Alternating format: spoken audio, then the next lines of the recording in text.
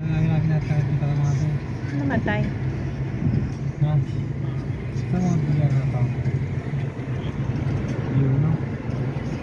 Ganda rito. Refreshing. Diretso ka lang.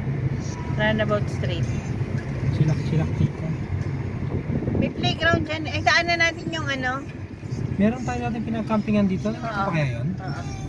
Kasi may ano yung chalet. Exit the roundabout. Ay, dito parang may nag-ano. Yan, dyan ang campingan. Yan? Ayun. Tingnan natin.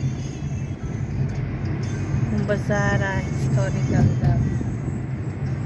Doon tayo pupunta noon. Yung historical dam na yun. Oh.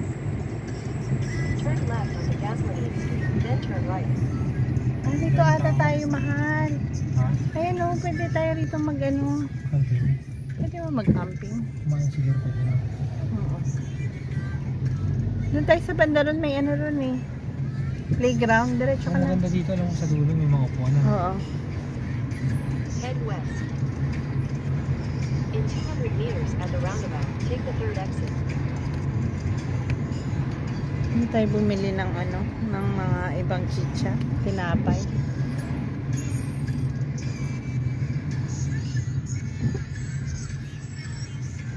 Ano ba yun?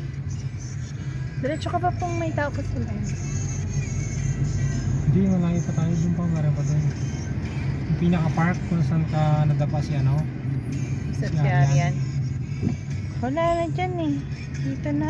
Saan ba yung ano? Doon sa banda ron. Guys, it's a fountain. A big one. Baka doon sa dulo pa. Doon.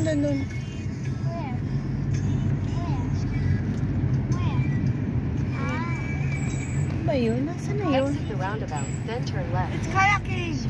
Head south. Hindi. Doon pala mahal. Doon. Continue for 800 Sige, time ka na lang. May kayaking rin pala rito.